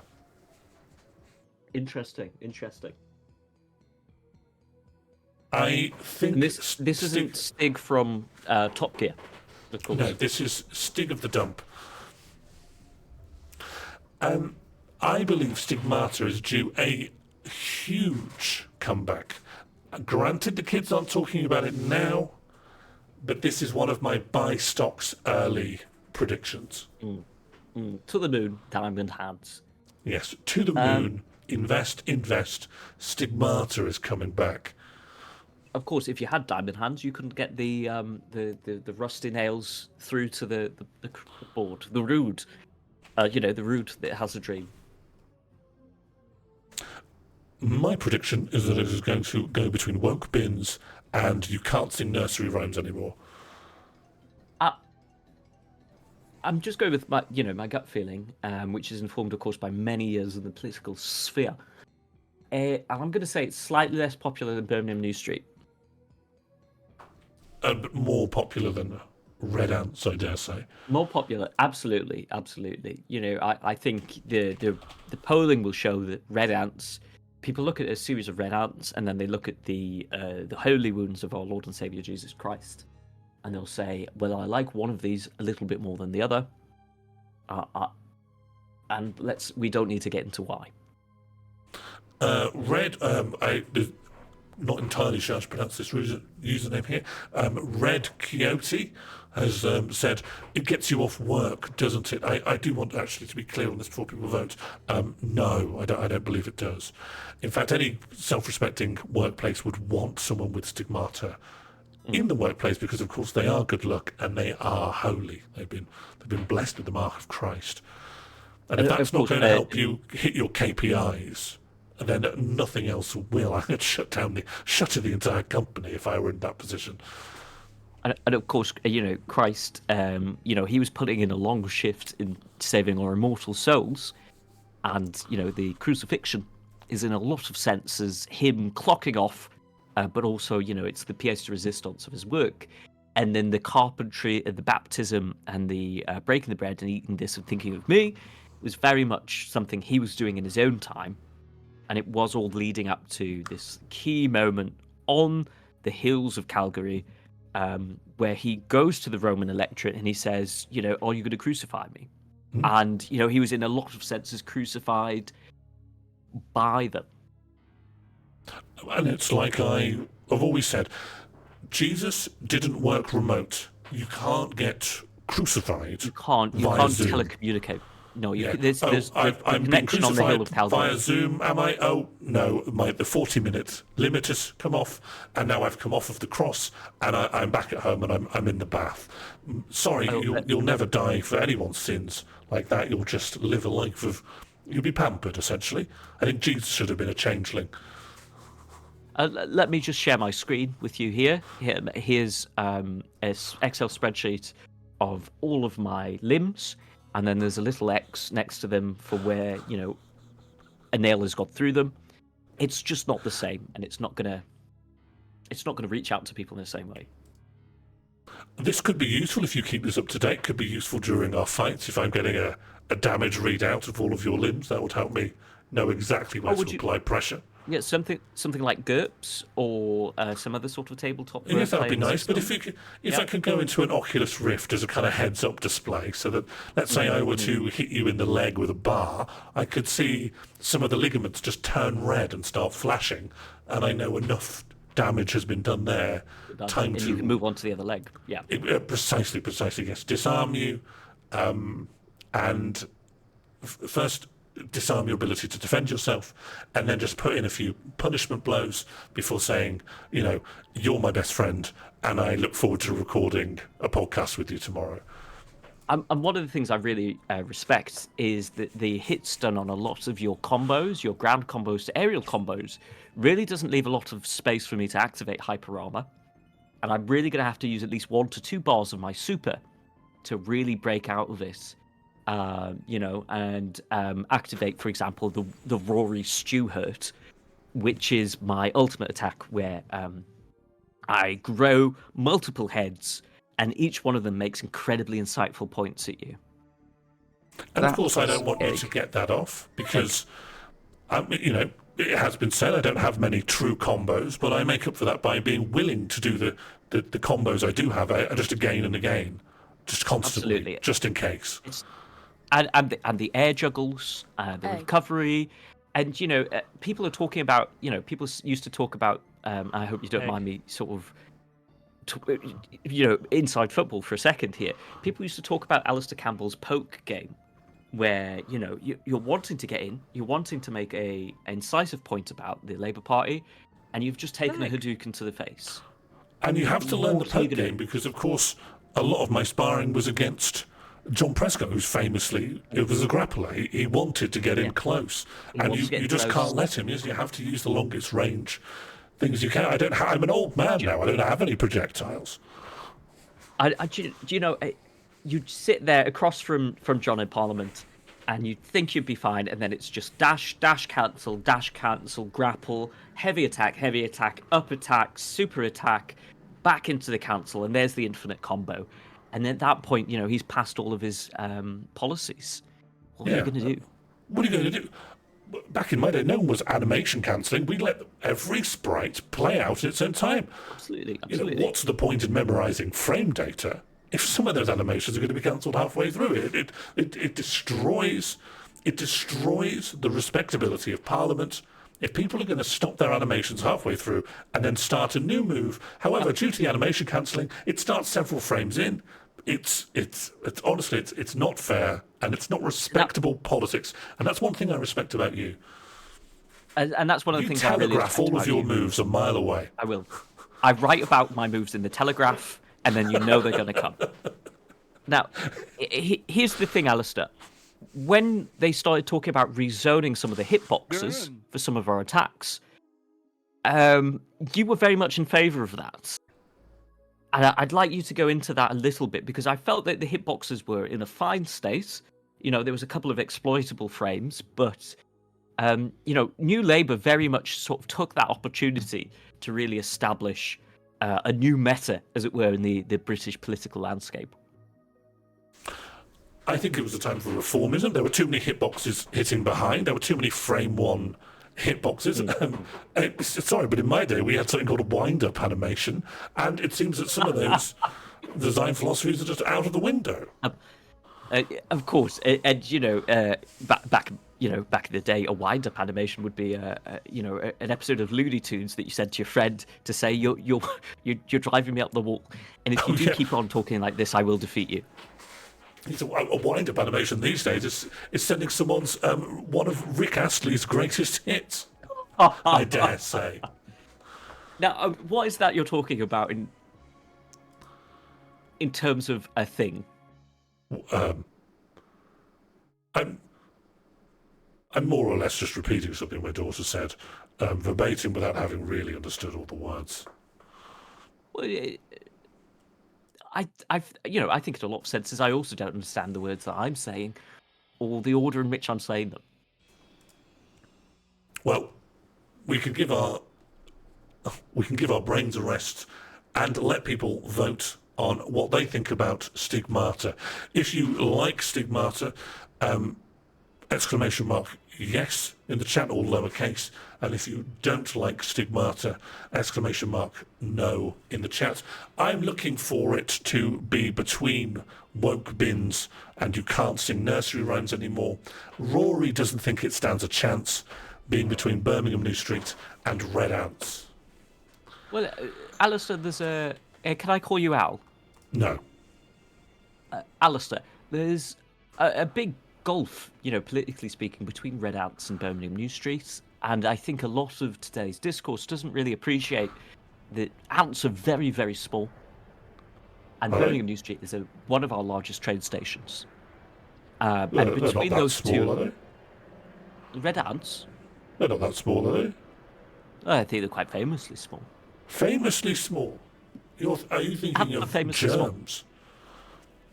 No, they're famously tiny. What?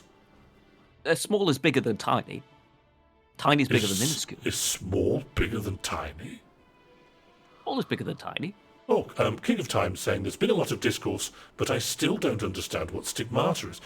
King of Time, how have you gotten to whatever age you are without a functioning understanding of stigmata?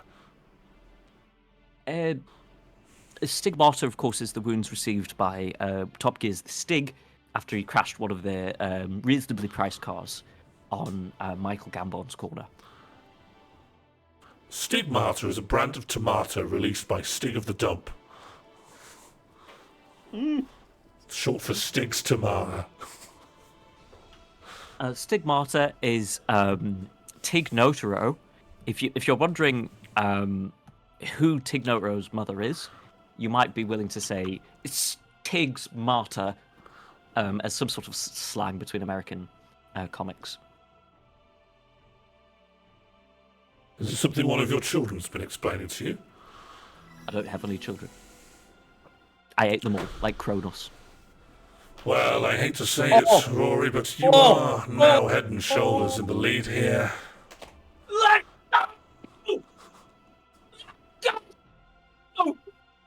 Yeah, baby. I'm so sorry. Yeah, I had a little bit of election night enthusiasm there.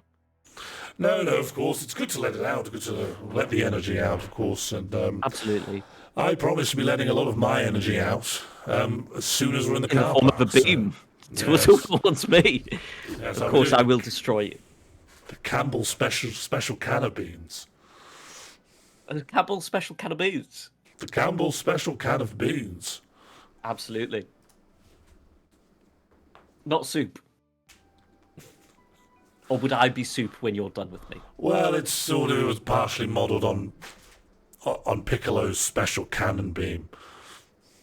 Oh, sorry, I thought you were saying can of beans. No, I was, but you're right. Campbell's actually makes soup, doesn't it? So didn't really work. Yes, something to think about, something to ruminate over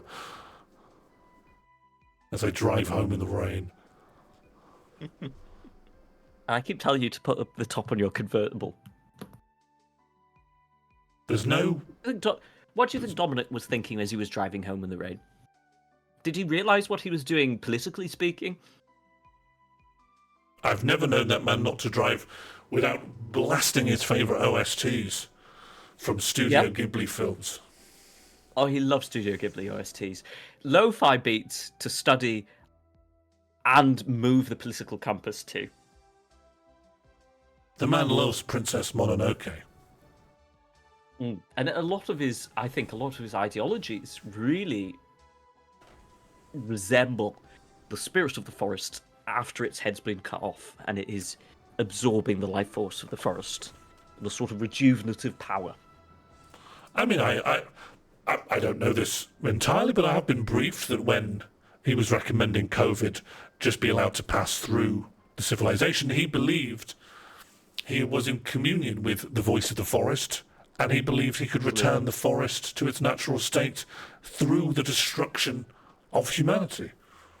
Absolutely. It was him, it was Boris, and it was Boris's adopted family, which is a series of giant wolves. And, they had a lot of trouble. They were fending off political rebellions from the Boer tribe, who just lost their leader, who was deselected. And, you have to feel a lot of sympathy for these people who hold your lives in the palms of their hand, and they play with it like a god, like with tiny little red ants. But at the end of the day, it's just a reasonable discussion between two adults. And I think that's all it needs to be, really. Absolutely. If you've made a little bargain with one of the creatures of the forest, that's fine. But once you start pulling one over on the electorate, they'll absolutely know you've been compromised by, a little nymph or something. Or a changeling. Well, we've said enough about Tom Watson.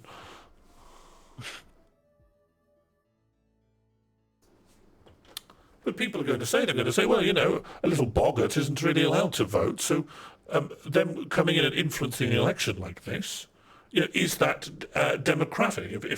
If my politicians are coming out and we're saying, we're going to be having a lot more little shoes left out outdoors, and you're going, well, this guy is taking.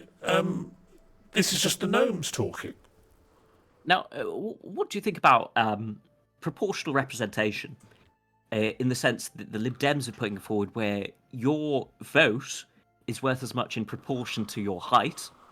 You know, people are saying this will disenfranchise the forest races, such as the gnomes, in favour for the taller, longer-lived. You know, what's the name of the rabbit race from Final Fantasy? Oh, I don't remember. Fire Emblem has a few rabbits as well.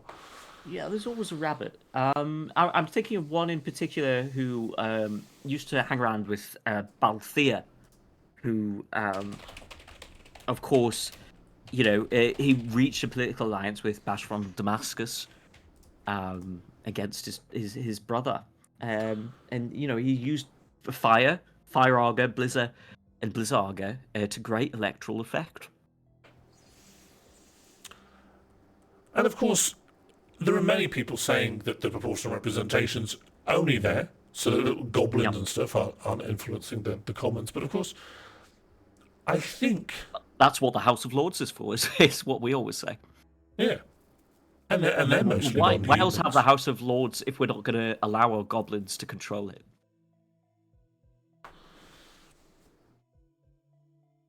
And I think our real trouble is keeping out the old and the ancient... more longer-legged. Yeah, the elves. I mean, it's very difficult, I think, once you've built a political base amongst the Ents, to change your sort of political leanings, because the Ents are so slow to move. They're not going to move with you. They're just going to want you to protect the forests. And they will indeed, you know, list all of the creatures of history. And, you know, by the time that you've moved to deselect one of them, that's it. You know, your meeting's over, the election's been called. We have to keep Ents out of Parliament, just because, yeah, as you say, they don't move fast enough. No. For today's politics, you know, 200, 300 years ago, you know, several lives of men, a mere blink to a Maiar, or one of the elves, maybe they had a place. But nowadays, should they have a voice in running Gondor? I don't think so. Not at all. Leave it to the humans. Leave it to the humans. Absolutely. I would say it's even a benefit to us that we don't really live all that long. Someone will come along, they'll probably be better. If you don't like this one, just wait. It'll die out naturally. Voting is not going to be for you. We're like mayflies to these guys. Have you ever thought, if you were a mayfly, just don't fly in May? A winter mayfly. That's a very bold strategy. Yes, something I should expect for someone who is 2 points ahead. Big dubs. Do you remember N-dubs? Whatever happened to those wonderful boys?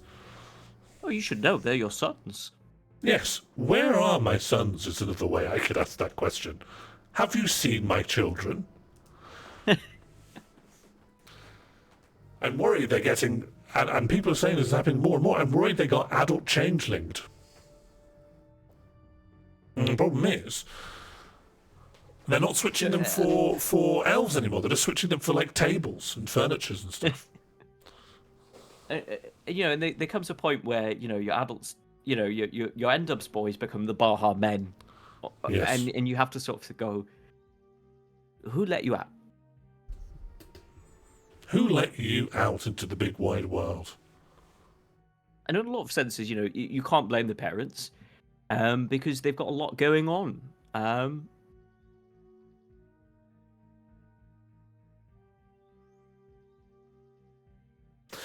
Well, at the end... Can I have a sip of my giant latte, please? Yes, of course. Would you like me to, use some of my key energy? Yes, of course, of course. Would you like me to rotate it incredibly slowly? I trust you to rotate it you know, move the Overton window of this latte towards my mouth in a nice way.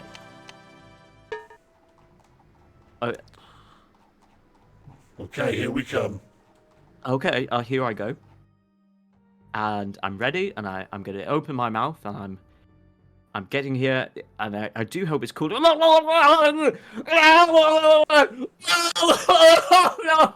what you get. How can you betray me? That is what you get.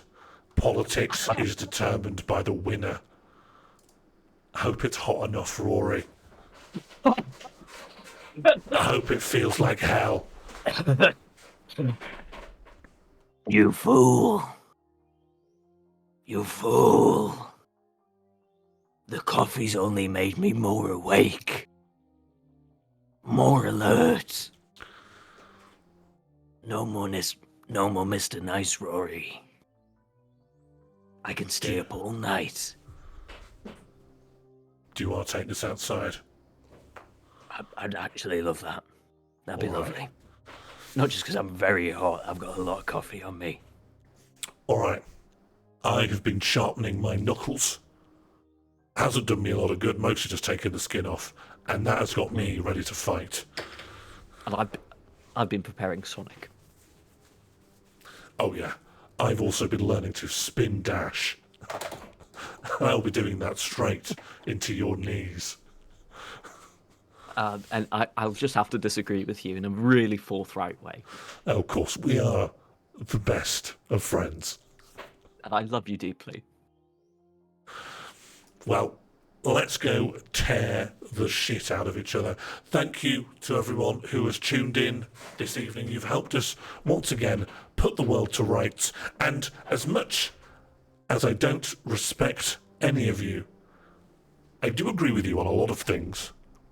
And we are, of course, the very best of friends. We're all good friends. We're all good friends. It's all, at the end of the day, it's all in good fun. And you know, if you want to get elected nowadays, you need to pull down statues of slavers. You need to scream. You need to be Pingu. Your bins need to be at least 6 colours. Don't sing any nursery rhymes. Maybe go to Birmingham New Street, but whatever you do, don't tell the red ants about the good old days. And if any of my adult children ask after me, just tell them I've been changelinged. This is from me, Alistair Campbell, and my good buddy. And Nemesis. And Nemesis. Yes. I will get you one of these days. Enemy and friend and bloodsport adversary, Rory Stewart. This has been The Rest is Politics, episode 903, our hula hoops mid. And I'd like to think we have finally answered that question. Good night, everybody. Good night. Good night. My wrists are heavy because of my mom's spaghetti. And that's a terrible, thing to carry with you. Mother's hoops.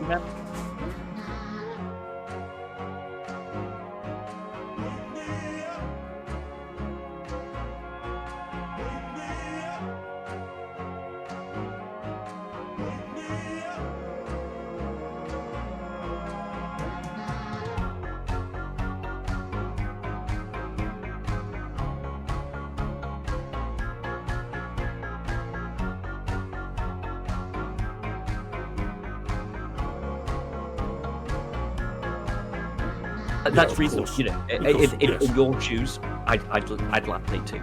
Yes. As soon as we're out here, I'm going to wait until you're. There has to be a time when you've left the building, but you've not yet come to your car, and then I'm going to bring. I'm going to bring my wrist down upon your nose until I can smell the iron of your blood. But of course, we are both friends, and I will expect you in the studio again tomorrow. And I was going to advise you to return to slumber. A lot of children are being diagnosed with being a fey spirit. Is this just covering up for bad parenting? Yes, I've been a terrible father. All of my children have acted out, and I've said to the teachers, just do what you